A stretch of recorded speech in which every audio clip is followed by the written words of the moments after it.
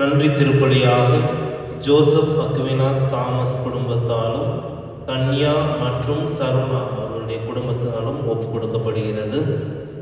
அவர்களோடு இணைந்து David Raj, K J Sebastian இவர்களின் ஆன்ம இலைப்பாற்றிக்காகவும் மெர்வின் ஜோஷ்வா அவருடைய சிறப்பு கருத்துக்காகவும் இந்த திருப்பலி ஒப்புக் கொடுக்கப்படுகிறது. நாம் ஒவ்வொருவரும் இவர்களோடு இணைந்து நமது தேவைகளையும் இறைவனின் பாவகத்தில் எடுத்து வைப்போம். தந்தை மகன் தூயாவியாரின் பெயராலே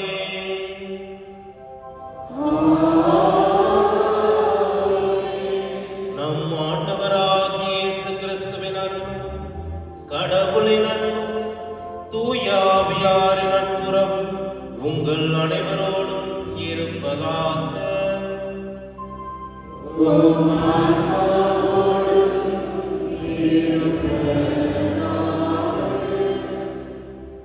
அன்பார்ந்த சகோதர சகோதரிகளே, இன்று நாம் நமது தாய் திருச்சபையோடு இணைந்து பொது காலத்தின் 20வது ஞாயிற்றுக்கிழமையிலே பிரவேசிக்கின்றோம். இன்றைய நாளில் நமக்காக கொடுக்கப்பட்டிருக்கும் வாசகங்கள் கூறுவது நல்ல செயல்களுக்காக பிளவுபடுவதால் நாம் வலிமையாக்கப்படுகிறோம். இன்றைய முதல் வாசகமும் நற்செய்தி வாசகமும் பிளவு என்பதின் மைய கருத்தாக கொண்டு நமக்கு சிந்தனையை தூண்டுகின்றது. இயேசு கிறிஸ்து இந்த உலகில் தீ மூட்டத்தான் வந்தேன் என்று கூறுவதால் அவர் அமைதியின் அரசர் எவ்வாறெல்லாம் அமைதியை பற்றி இந்த உலகத்திற்கு போதித்தார் என்பதை பற்றி சிந்திக்க அழைப்பு விடுக்கின்றது. நாம் ஒவ்வொருவரும் அமைதியின் தூதுவர்களாக இருக்க அழைக்கப்படுகிறோம். எந்த ஒரு சூழ்நிலையிலும் அமைதியை மற்றவர்களோடு பகிர்ந்து கொள்பவர்களாக இருக்க அழைக்கப்படுகிறோம். இன்றைய நாளில் நாம் எந்த நேரத்திலெல்லாம் அமைதியின் தூதுவர்களாக இல்லாமல் இருந்தோமோ அந்த நேரங்களுக்காக மனம் வருந்துவோம்.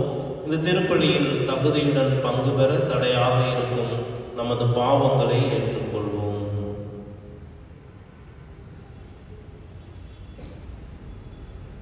எல்லாம் வல்ல இறைவனிடமும் சகோதர சகோதரிகளிடமும் நான் பாவி என்று ஏற்றுக்கொள்கிறேன். ஏனெனில் என் சிந்தனையாலும் சொல்லாலும் செயலாலும் கடமையில் தவறியதாலும் பாவங்கள் பல செய்தேன். என் பாவமே, என் பாவமே, என் பெரும் பாவமே. ஆகையால் எப்பொழுதும் கன்னியான தூய மரியாதையும் வானதூதர் புனிதர் அனைவரையும் சகோதர சகோதரிகளை உங்களையும் நம் இறைவனாகிய ஆண்டவரிடம் எனக்காக வேண்டிக் கொள்ள மன்றாடுகிறேன். எல்லாம் வல்ல இறைவன் நம் மீது இரக்கம் வைத்து நம் பாவங்களை மன்னித்து நம்மை நிலை வாழ்வுக்கு அழைத்து செல்வாராக.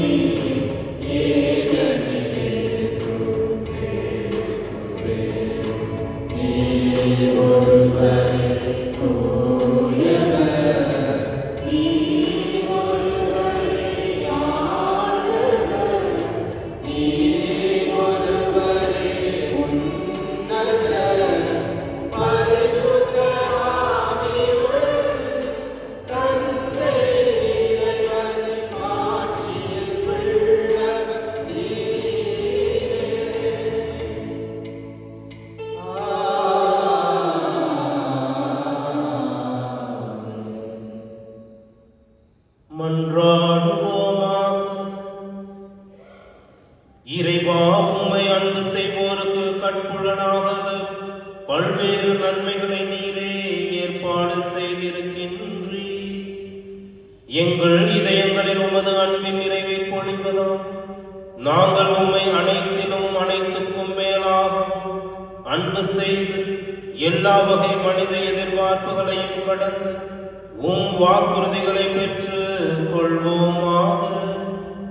உம்மோடு தூய ஆவியாரின் ஒன்றிப்பில் இறைவனாய் என்றென்றும் வாழ்ந்து ஆட்சி செய்கின்ற எங்கள் ஆண்டவராகிய இயேசு கிறிஸ்து வழியாக உம்மை மன்றாடுகின்றோம்.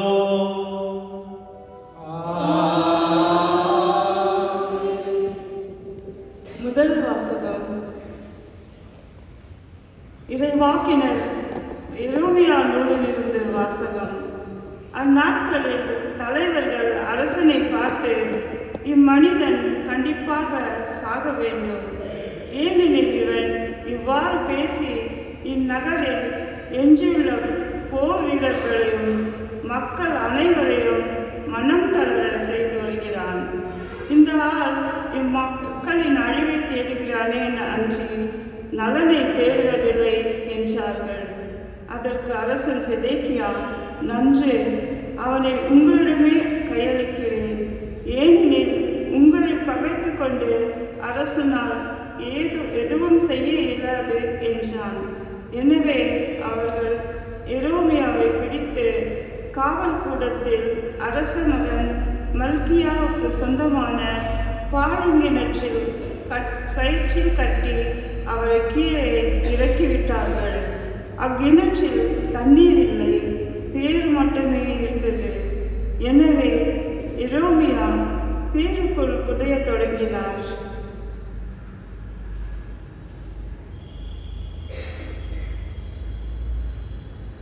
ஏபோது மேலேக்கு அரண்மனை நின்று வெளியே சென்று அரசனை நோக்கி, என் தலைவரே, என் அரசரே, இறைவாக்கினர் எரேமியாவை பாழ்கிணற்றில் தள்ளியதால் இம்மனிதர்கள் பாவம் செய்தார்கள்.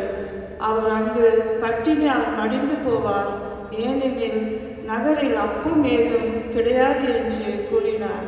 அதை கேட்ட அரசன் எத்தோப்பியரான ஏபேது மெல்லேக்கை நோக்கி, உன்னோடு 3 பேரை இங்கிருந்து கூட்டி செல், இறைவாக்கினர் எரேமியா சாவதற்கு முன்பே கிணற்றினின்று அவரை தூக்கிவிடு என்று கட்டளையிட்டார். இது ஆண்டவர் வழங்கும் மறைவாக்கு. ஆண்டவரே, எனக்கு உதவி செய்ய விரைந்து வாரும்.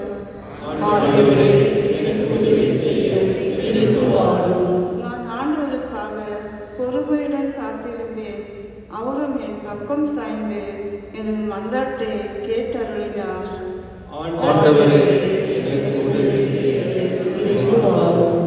அழிவின் குழியிலிருந்து என்னை அவர் வெளிக்கொணர்ந்தார். சேறு நிறைந்த பள்ளத்தினின்று தூக்கி எடுத்தார். கற்பாரியின் மேல் நான் காலூன்றி நிற்க செய்தார். என் காலடிகளை உறுதிப்படுத்தினார்.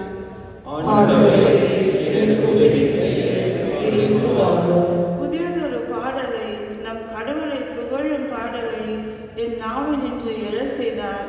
பலரும் இதை பார்த்து அச்சம் கொண்டு ஆண்டவர் மீது நம்பிக்கை கொள்வர்.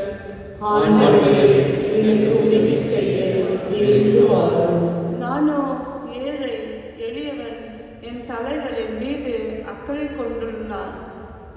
நீரே என் துணைவர், என் மீட்பர், என் கடவுளே, எனக்கு துணை செய்ய விரைந்து வாரும்.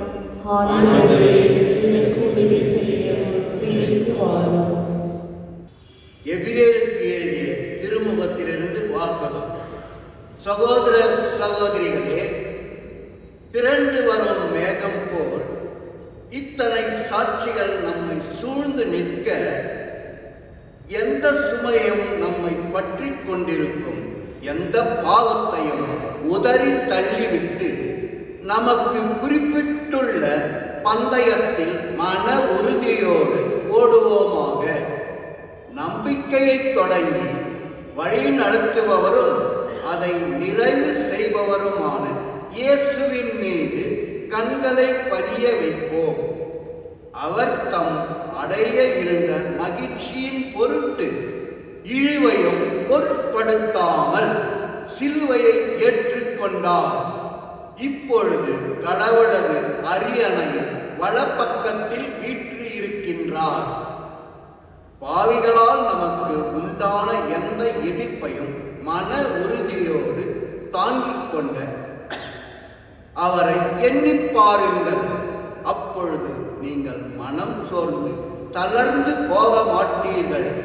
பாவத்திற்கு எதிரான போராட்டத்தில் இரத்தம் சிந்தும் அளவுக்கு நீங்கள் இன்னும் எதிர்த்து நிற்கவில்லை. இது ஆண்டவர் வழங்கும் அருள்வாக்கு. இறைவா உமக்கு நன்றி.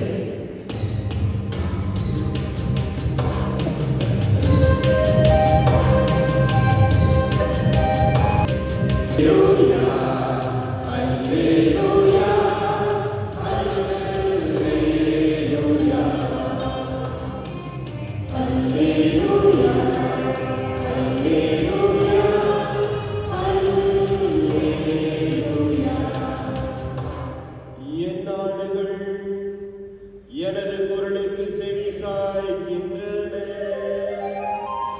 எனக்கும் அவற்றை தெரியும், அவையும் என்னை பின்தொடர்கின்ற என்கிறார் ஆண்டவர். அல்லேலூயா, அல்லேலூயா, அல்லேலூயா,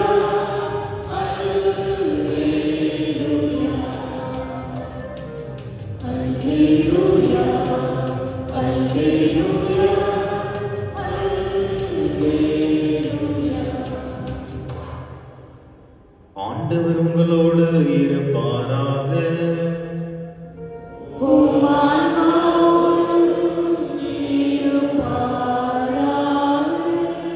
லூக்கா எழுதிய நற்செய்தியிலிருந்து வாசகம்.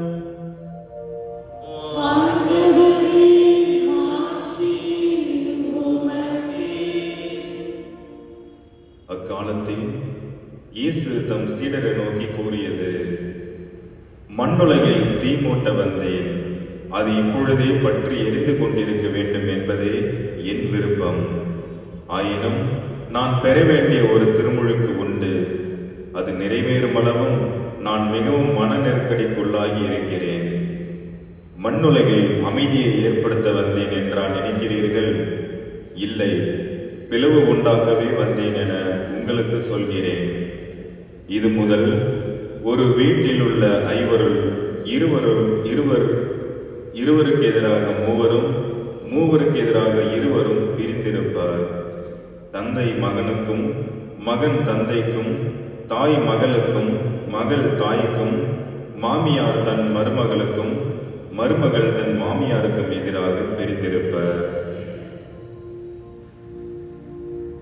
ஆண்டவரின் அருள்வாக்கு.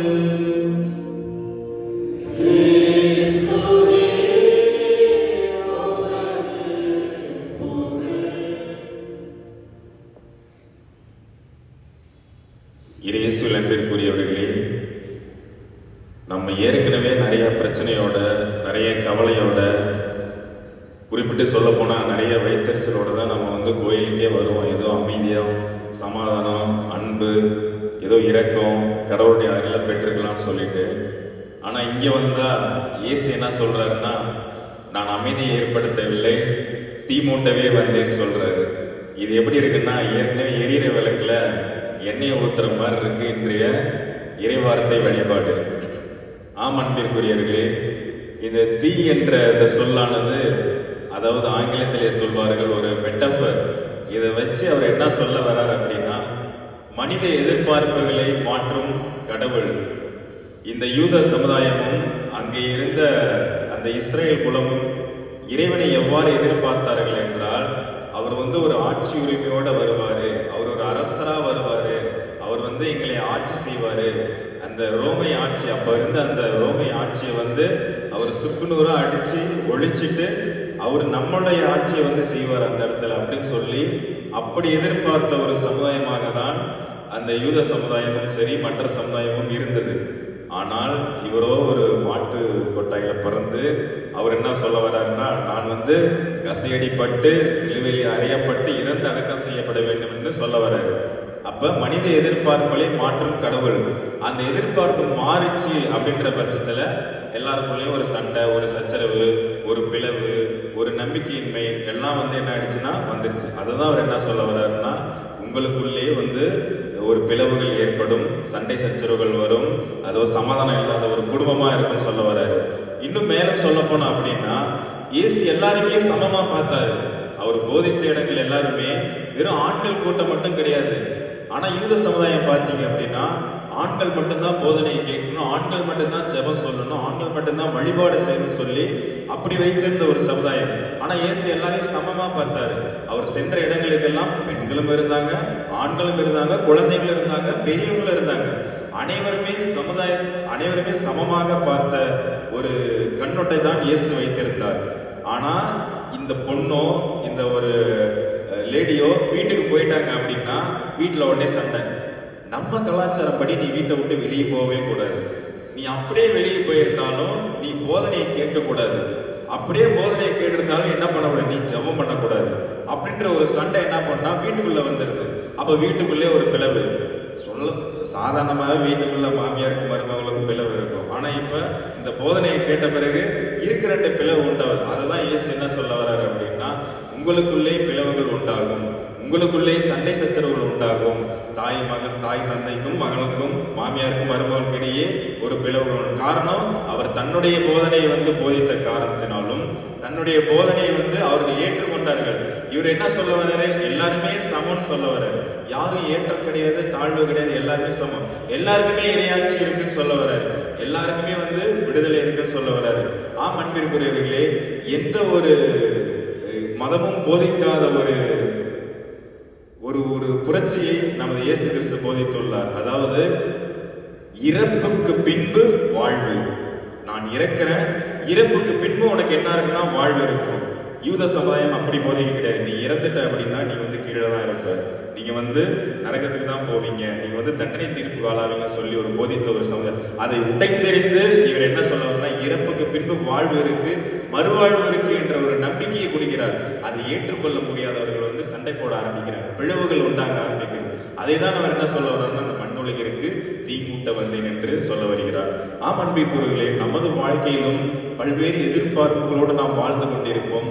பல்வேறு எதிர்பார்ப்புகளோடு நாம் கோயிலுக்கு வருவோம், எவ்வளவோ வேண்டுவோம். ஆனா கடவுள் பார்த்தோம் அப்படின்னா நமது எதிர்பார்ப்புகளை மாற்றக்கூடிய ஒரு கடவுளாக இருக்கிறார். அப்ப நம்ம மத்தியிலையும் ஒரு தீ வந்து உருவாகும். சரி, என்ன நான் இவ்வளவு வேண்டுனேன், ஆனா எனக்கு எதுவுமே கிடைக்கலையே, நான் இவ்வளவு வந்து கடவுளுக்கு இறக்கம் உள்ளவரா நான் வந்து வாழ்ந்துட்டு இருந்தேன், ஆனா எனக்கு எதுவுமே வந்து உருவாகலையே. அப்படி கிடையாது.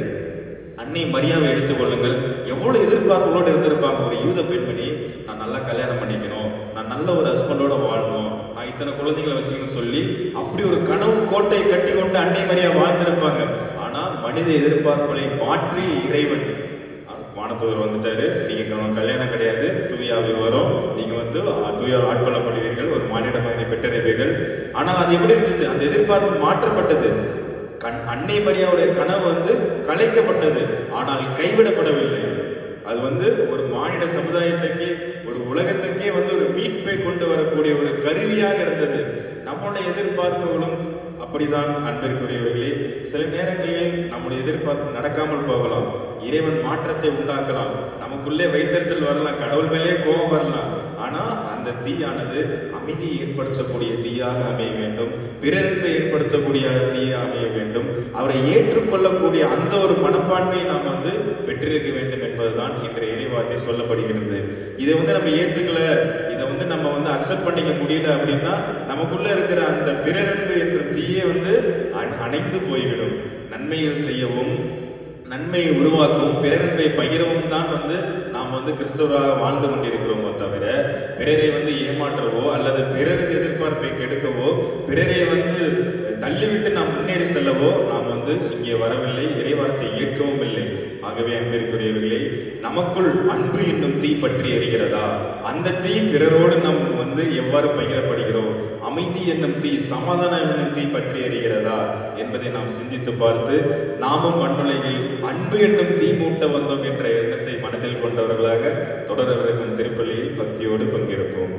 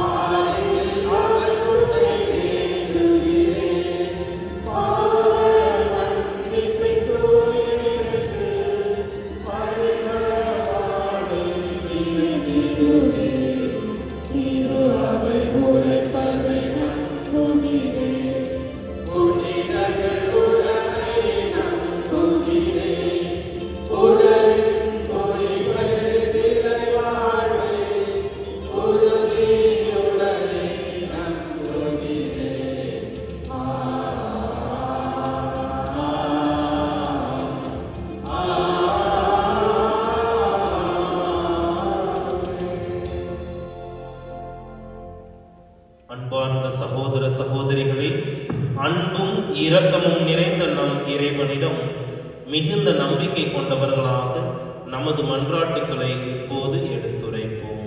உங்கள் பதிலுரை ஆண்டவரே எங்கள் மன்றாட்டை கேட்டருளும். அன்பே உருவான இறைவா, உம் திரு அவையின் திருத்தந்தை 14ஆம் லியோ, எமது பேராயர், ஏனைய ஆயர்கள், அருட்பணியாளர்கள், துறவியர், கன்னியர், பொதுநிலையினர் ஆகிய அனைவரும் தங்கள் வாழ்வை இறைவாக்கினர் எரேமியாவை போல சான்று பகழ்ந்து வாழ்ந்திட வரமருள வேண்டும் என்று இறைவா உம்மை மன்றாடுகின்றோம்.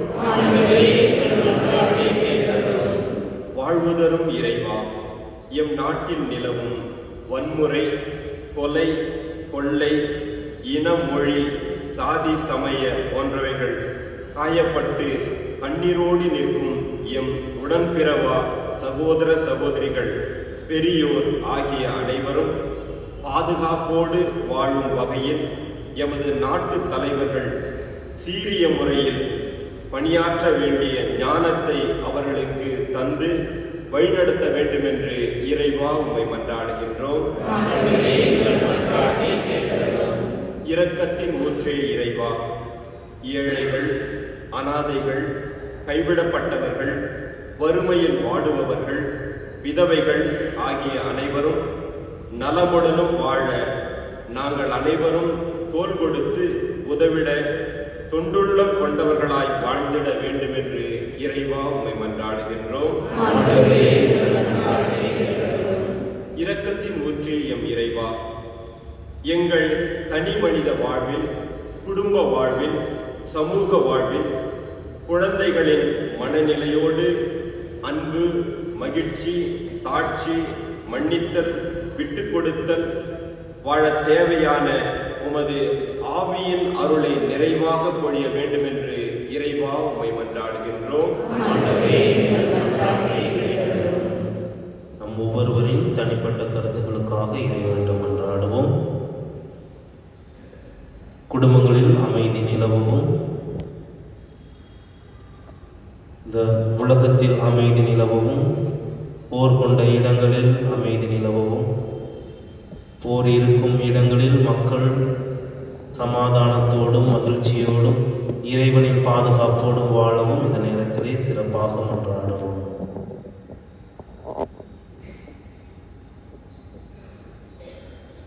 மீட்பராம் இயேசுவை எமக்கு அருளிய இறைவா, மனமுருகி நாங்கள் செலுத்திய இம்மன்றாட்டுக்களுக்கு கனிவுடன் செவிசாய்த்தருளும்.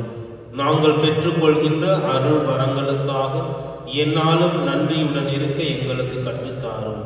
எங்கள் ஆண்டவராகிய கிறிஸ்து வழியாக உம்மை மன்றாடுகின்றோம். ஆமென்.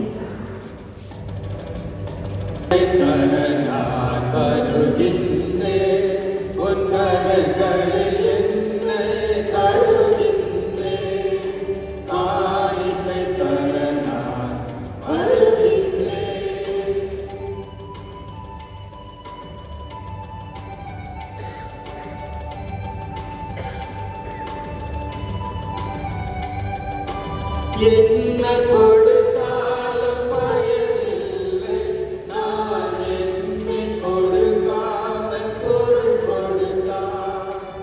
என்ன கொடுத்தாலும் பயனில்லை, நான் என்னை கொடுக்காமல் பொருள் கொடுத்தார். என்னை நானே கேட்கின்றான், நான் என்னை முழுவதும் தருவேன்.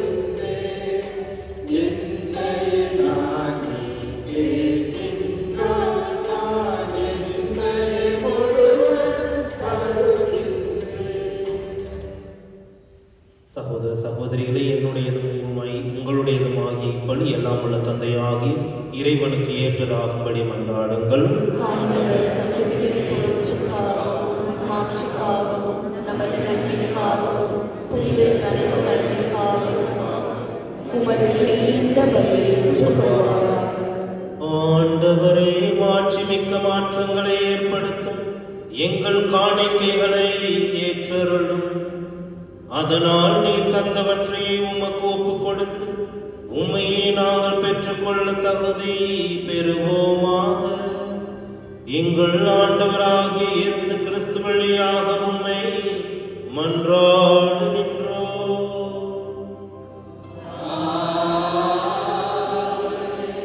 ஆண்டவர் உங்களோடு இருப்பாராக.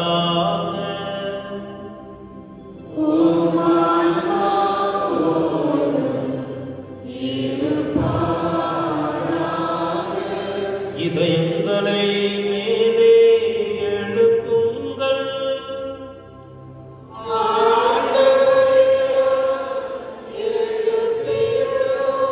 நம் இறைவனாகிய ஆண்டவருக்கு நன்றி கூறுவோம்.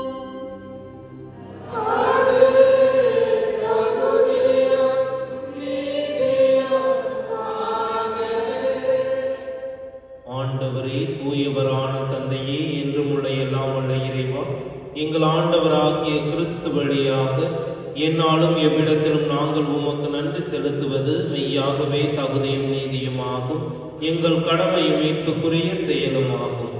ஏனெனில் கிறிஸ்து பிறந்து முன்னைய பாவ நிலையிலிருந்து மனிதரை புதுப்பித்தார், பாடுபட்டு எங்கள் பாவங்களை அழித்தார், இறந்தோரிடமிருந்து உயிர்த்தெழுந்து நிலை வாழ்வுக்கு வழிவகுத்தார். தந்தையே, அவர் உம்மிடம் முன்னேறி வந்து விண்ணகத்தின் கதவுகளை திறந்து வைத்தார். ஆகவே வானதூதர் அணிகளோடும் புனிதரின் பெருந்திரளோடும் நாங்களும் சேர்ந்து உமக்கு புகழ்ச்சி பண்ணி செய்து முடிவின்றி பாடுவதாவது: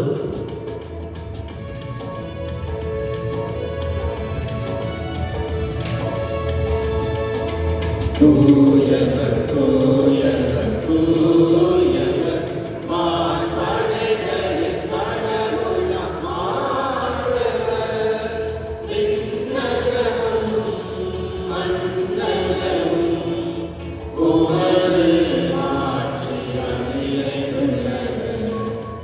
உன்னதங்களிலே ஓசானா, உன்னதங்களிலே ஓசானா.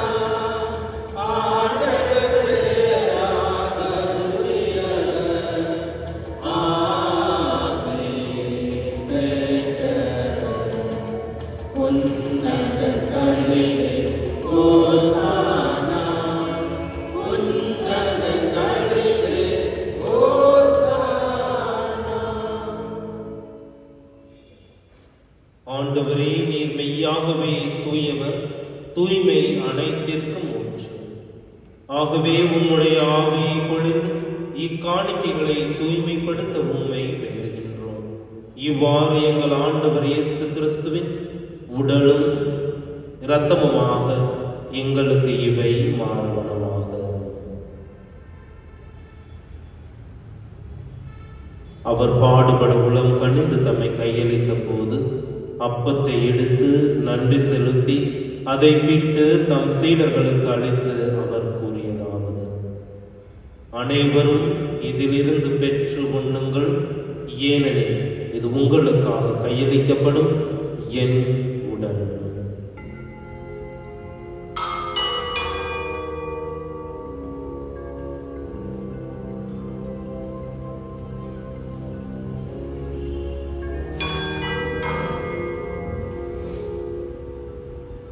அவ்வண்ணமே இரவு விருந்தை அருந்திய பின் கிண்ணத்தையும் எடுத்து மீண்டும் உமக்கு நன்றி கூறி தம் சீடர்களுக்கு அளித்து அவர் கூறியதாவது: அனைவரும் இதிலிருந்து பெற்று பருகுங்கள், ஏனெனில் இது புதிய நிலையான உடன்படிக்கைக்கு உரிய என் இரத்தத்தின் கிண்ணம்.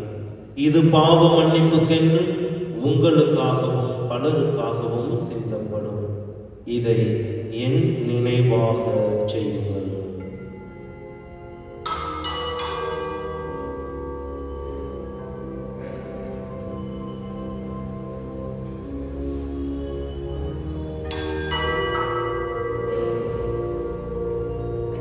நம்பிக்கை மறை பொருள்.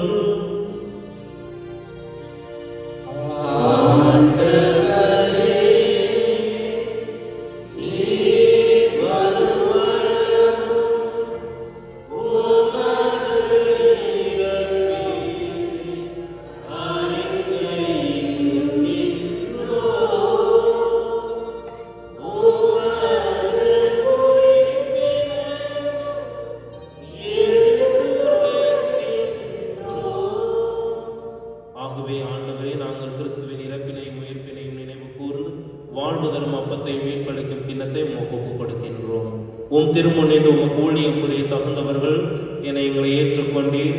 எனவே உமக்கு நன்றி செலுத்துகின்றோம். மேலும் கிறிஸ்துவின் உடலிலும் இரத்தத்திலும் பங்கு கொள்ளும் எங்களை தூய ஆவியார் ஒன்று சேர்க்க வேண்டும் என உம்மை தாழ்மையுடன் மன்றாடுகின்றோம். ஆண்டவரே, உலகெங்கும் பரவியிருக்கும் அது திரு அவையை நினைவு கூர்ந்தருளும். எங்கள் திருத்தந்தை லியோ, எங்கள் ஆயர் பீட்டர், துணை ஆயர்கள் ஜோசப் சுசைநாதன், ஆரோக்கிய சதீஷ்குமார், எல்லா திருநிலையினராகிய அனைவரோடும் உமது திரு அவை அன்பில் நிறைவு பெறச் செய்தருளும்.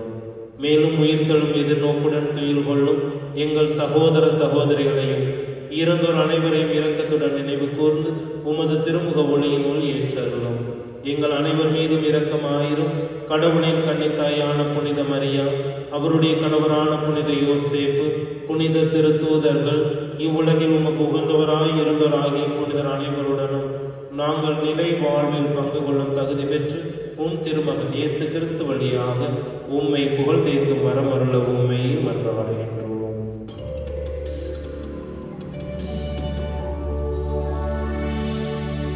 இவர் வழியாக இவரோடு இவர் எல்லாம் வல்ல இறைவனாகிய தந்தையே, தூய ஆவியாரின் ஒன்றிப்பில் எல்லா புகழும் மாட்சியும் என்றென்றும் உமக்கு உரியதே.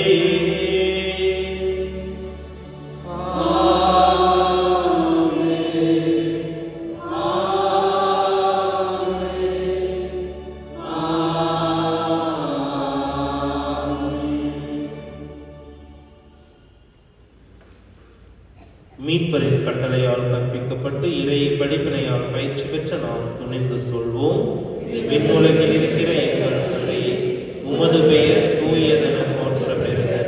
உமது ஆட்சி வருக. உமது திருவுளம் விண்ணுலகில் நிறைவேறுவது போல மண்ணுலகிலும் நிறைவேறுக. எங்கள் அன்றாட உணவை இன்று எங்களுக்கு தாரும்.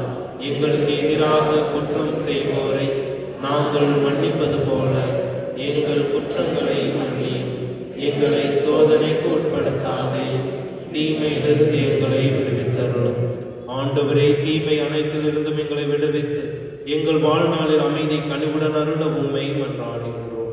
உமது இரக்கத்தின் உதவியால் நாங்கள் பாவத்திலிருந்து எப்போதும் விடுதலை பெற்று யாதொரு கலக்கமும் இன்றி நலமாய் இருப்போமாக. நாங்கள் எதிர்நோக்கி இருக்கும் பேரின்பத்திற்காகவும் எம் மீட்பராக இயேசு கிறிஸ்துவின் வருகைக்காகவும் காத்திருக்கின்றோம்.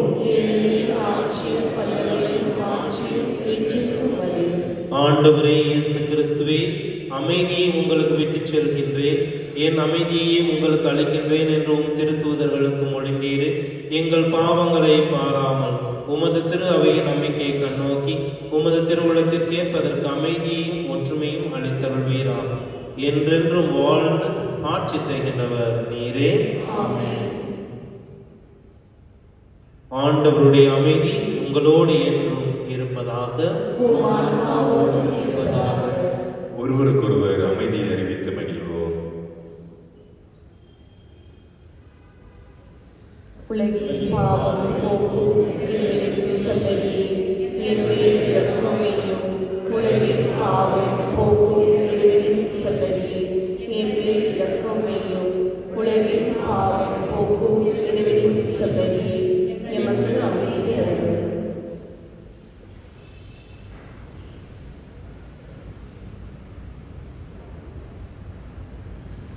இதோ இறைவனின் செம்மறி, இதோ உலகின் பாவங்களை போக்குபவர். செம்மறியின் விருந்துக்கு அழைக்க பெற்றோர் பேறு பெற்றோர்.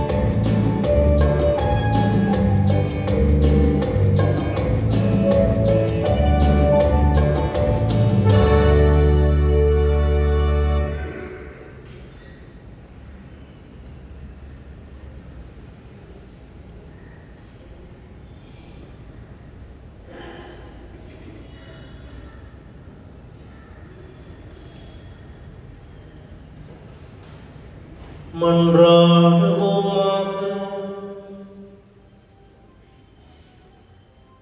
ஆண்டவரே, இவ்வருள் அடையாளங்களால் கிறிஸ்துவுடன் ஒன்றிணைந்த நாங்கள் உமது கனிவை பணிவுடன் வேண்டுகின்றோம். அதனால் நாங்கள் இவ்வுலகில் கிறிஸ்துவின் சாயலுக்கு ஒத்திருந்து விண்ணகத்தில் அவருடன் தோழமை கொள்ள தகுதி பெறுவோமாக. என்றென்றும் வாழ்ந்து ஆட்சி செய்கின்ற அவர் வழியாக உம்மை மன்றாடுகின்றோம்.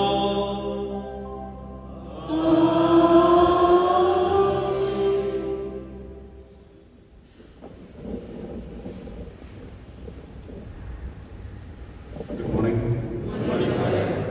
இன்று சாதாரண காலத்தில் 20ஆம் ஞாயிறு. இன்று தாய் திருச்சபையானது நைசின் கிரீட் சண்டே, அதாவது விசுவாசம் ஞாயிறு அப்படின்ற நாளை கொண்டாடுகின்றது. கிறிஸ்துவர்களே, உங்களுக்கு விசுவாசம் யார் கொடுத்தாங்க? யார் கொடுத்தாங்க? கடவுள் கொடுத்தாரா? நேராக வந்து சொன்னாரா? கரெக்ட். உங்களுடைய பெற்றோர்கள் தான் இல்லையா? உங்களுடைய தாயார், தந்தையார், உங்களுடைய குடும்பத்தினர், யாராவது சில பேர் கன்வெர்ட் ஆகிருப்பாங்க, அவங்களுக்கு யாராவது ஒருத்தர் ஹெல்ப் பண்ணியிருப்பாங்க. விசுவாசம் என்பது வந்து ஒரு கடவுளுடைய அருட்சாதனம், அவருடைய பெரிய ஆசீர்வாதம். நம்மள்கிட்ட வந்து கடவுளுடைய விசுவாசம் நம்மகிட்ட இருக்குன்னா அது கடவுள் பரிசுத்தாவினால் கொடுத்த ஒரு வரப்பிரசாதம். அதை நம்ம எப்போதுமே காப்பாற்றணும். நீங்கள் திருப்பள்ளியில் வரும் பொழுது உங்களுடைய விசுவாசம் எப்படி அதிகரிக்கிறது?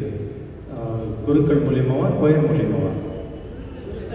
குருக்கள் மூலியமாக. Okay, okay. சிறு பிள்ளைகள் வந்து கோயிலுக்கு வரும் பொழுது ஞானோபதேசம் கடைசிங்கெல்லாம் போகிறாங்களே, பசங்க வந்து அந்த ஞானோபதேசம் மூலியமாக விசுவாசம் பெற்றுக்கொள்கிறார்களா? வாங்குறாங்க தானே? ஓகே. எத்தனை பிள்ளைகளை வந்து நீங்கள் வந்து ஸ்கூலுக்கு டியூஷன் கம்பணும், அதுக்கு இது கம்பணும், கேடிசம் வேண்டாம் அப்படின்னு நினைக்கிறீங்க? அது மாதிரி நிறைய பெற்றோர்கள் இருக்கீங்க.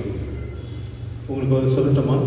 உலகத்திலேயே நீங்கள் சிறந்த ஒரு கிஃப்ட் நீங்கள் கொடுக்கணும் உங்கள் பிள்ளைகளுக்கு அப்படின்னு நினச்சிங்கன்னா அது விசுவாசம் மட்டும்தான். அந்த விசுவாசம் தான் அவங்களை காப்பாற்றும். நீங்கள் கொடுக்குற பணமோ இல்லை பொருளோ எதுவுமே அவங்களை காப்பாற்றாது. இன்று வந்து தாய் திருச்சி வந்து நைசின் கிரீட் இதோடைய விசுவாச பிரமனுடைய சண்டையாக இந்த மகிழ்ச்சியோட கொண்டாடுகின்றது. இன்றைக்கி நீங்கள் தயவுசெய்து வீட்டில் போயிட்டு வீட்டில் எல்லாரும் உட்கார்ந்து உங்கள் பிள்ளைகளுக்கு, பெரிய பசங்க வந்து பரவாயில்ல, அவங்ககிட்ட உட்காந்து இந்த விசுவாச பிரமணம்னா என்ன அப்படின்னு டிஸ்கஷன் பண்ணுங்கள். நீங்கள் குருக்கள் என்ன சொன்னாங்க, ப்ளஸ் வீட்டில் போயிட்டு உங்களுடைய அனுபவம் என்ன அப்படின்னு நீங்கள் இன்றைக்கி எல்லா வீட்டில் உட்காந்துட்டு இதை பற்றி டிஸ்கஷன் பண்ணுவீங்களா? பண்ணி பாருங்களேன், நல்லாயிருக்கும். ஓகே. என்னுடைய அன்பியத்துடைய மீட்டிங்ஸ் இந்த ஞாயிற்றுக்கிழமை சாயங்காலம் 4:45 மணிக்கு saint Jerome zone 1 Campbell road அங்கேயும், 5 மணிக்கு சென்ட் மார்த்தா ஜோன் பாம்பு ரோட் அங்கேயும், 6 மணிக்கு சென்ட் மைக்கேல் ஜோன் ஆஸ்டின் டவுன்லையும், சனிக்கிழமை 23ஆம் தேதி 6 மணிக்கு saint Thomas zone Jeyaraj Nagar வந்து அன்பியம் நடைபெறுகின்றது. தயவுசெய்து அன்பியத்துக்கு சார்ந்தவர்கள் அனைவரும் அந்த அன்பியத்து மீட்டிங் கட்டாயமாக நீங்கள் போகணும். மாதத்தில் ஒரே ஒரு நாள் தான். அங்கே போகும்பொழுது நீங்கள் நிறைய விஷயம் வந்து நீங்கள் கற்றுக்குவீங்க. ப்ளஸ் உங்களுக்கு வந்து அது ரொம்ப யூஸ்ஃபுல்லாக இருக்கும். இந்த வாரத்துடைய புனிதருடைய விழா டியூஸ்டே சென்ட் ஜான் டியூஸ் அவர்களும், வெட்னஸ்டே புதன்கிழமை சென்ட் பர்னர், வியாழக்கிழமை Saint Pius tenth, Friday the queenship of the Blessed Virgin Mary, சனிக்கிழமை சென்ட் ரோஸ் ஆஃப் லீமா இவருடைய திருநாட்கள்.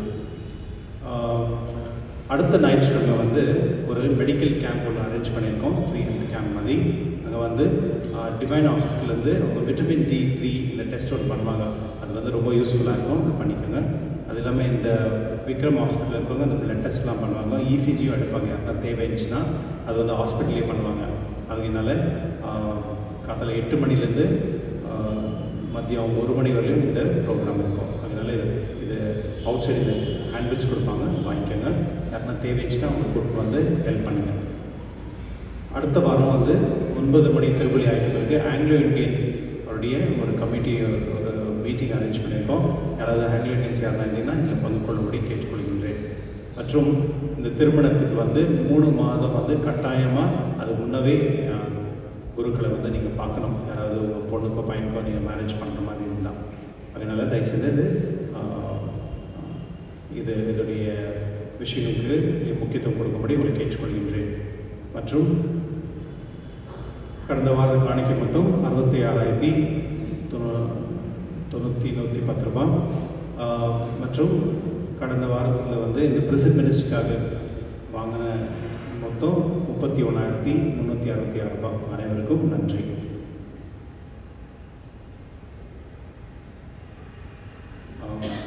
ஆர்ஆர்சியில் வந்து தமிழ் ரிட்ரீட் இருக்குது. 21லேருந்து 23ஆம் தேதி வரையிலும் யாராவது போகணுன்னா விருப்பப்பட்டுன்னா நீங்கள் போகலாம். இன்று இந்த திருப்பலி நடத்தி வைத்த ஃபாதர் சந்தோஷ் அவர்களுக்கு நன்றி. Thank you father. கிறிஸ்துவர்களே, ஏற்கனவே நான் போன வாரம் உங்களுக்கு சொன்னபடி ஃபாதர் சன்னி அவர் வந்து சென்ட் ஆந்தனி சர்ச் அது வந்து பயிற்சியால் வந்து கொஞ்சம் நேரம் இருக்குமா கொஞ்சம் இருக்குங்க. ஏன் அவசரம் பண்ணுறீங்க? ஓகே. ஃபாதர் சன்னி வந்து அங்கே காவல் பைசந்திரா அங்கே சென்ட் ஆந்தனி சர்ச்னு ஒன்று இருக்குது. அது ரொம்ப சின்ன பேரிஷ் தான். ஆனால் நிறைய தமிழ் மக்கள் தான் அங்கே இருக்கிறாங்க.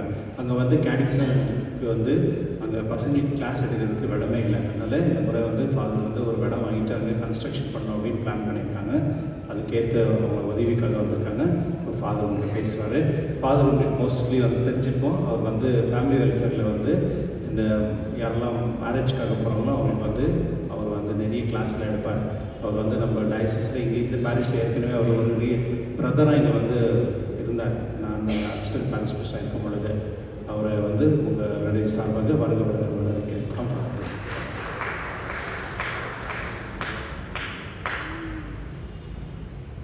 அன்பார்ந்த சகோதர சகோதரிகளே, நாளையின் திரு அவை இன்றைய மக்களை நம்பியிருக்கின்றது. அவர்களுக்கு விசுவாசம் அளிப்பது நம்முடைய கடமையாகும். புனித அந்தோனியார் ஆலயம் காவல் பைசந்திராலிருந்து நாம் அனைவரும் வந்திருக்கின்றோம். 1200 குடும்பங்கள் இருக்கும் ஒரு பங்காக இருக்கின்றது. இந்த ஒரு பங்கில் கேட்டிசம் கிளாஸஸ் நடத்த, மறைக்கல்வி வகுப்புகளை நடத்த சரியான இடங்கள் இல்லை. சில நேரங்களில் என்னுடைய ஆஃபீஸில் அல்லது இடம் கிடைக்கும் இடங்கள் எல்லாம் நாம் இந்த ஒரு மறைக்கல்வி வகுப்புகளை நடத்துகின்றோம். ஆகவே தான் நாம் இப்பொழுது நம்முடைய பிள்ளைகளுக்கு விசுவாசத்தை வழங்க ஒரு சரியான ஒரு கட்டடத்தை கொடுக்க வேண்டும் என்று முடிவு செய்திருக்கின்றோம். இந்த ஒரு கட்டடத்தை கட்ட 60 லட்சம் தேவையாக இருக்கின்றது.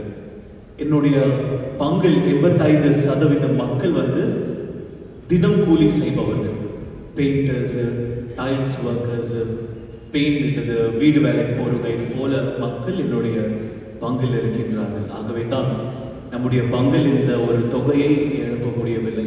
ஆகவே நாம் வெவ்வேறு பங்குகளுக்கு சென்று உதவியை கேட்டு வருகின்றோம். நம்முடைய பிள்ளைகளின் விசுவாசத்திற்காக இதோ இன்று உங்களிடம் உதவியை கேட்டு வந்திருக்கின்றோம். ஆன்வலப்ஸை நம்முடைய பிள்ளைகள் கொடுத்து கொண்டிருக்கின்றார்கள். நீங்கள் உங்களுடைய காணிக்கைகளை அதில் போடலாம், அல்லது ஜிபே QR கோடு இருக்கு, அந்த QR கோடு வழியாக உங்களுடைய காணிக்கைகளை செலுத்தலாம். அல்லது இந்த வாரம் கொண்டு வர அடுத்த வாரம் கொண்டு வந்து தரணும் யோசிக்கிறவங்க நீங்க சந்தோஷிடம் உங்களுடைய காணிக்கைகளை இந்த ஆன்வலப்ஸோடு அந்த காணிக்கைகளை தரலாம். அன்பார்ந்தவர்களே, இந்த ஒரு வாய்ப்பை கொடுத்த ஃபாதர் சந்தோஷுக்கு என்னுடைய மனமார்ந்த நன்றியை தெரிவித்துக் கொள்கின்றேன். Thank you very much father Santhosh. அனைவரும் இறுதி ஆசிரியருக்காக இருந்து நிற்போம். ஆண்டவர் உங்களோடு இருப்பாராக.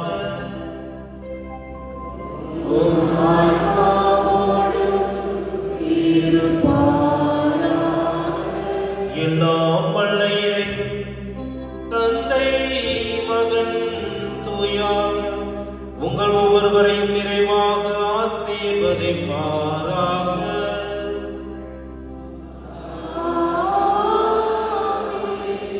சென்று வாருங்கள், திருப்பலி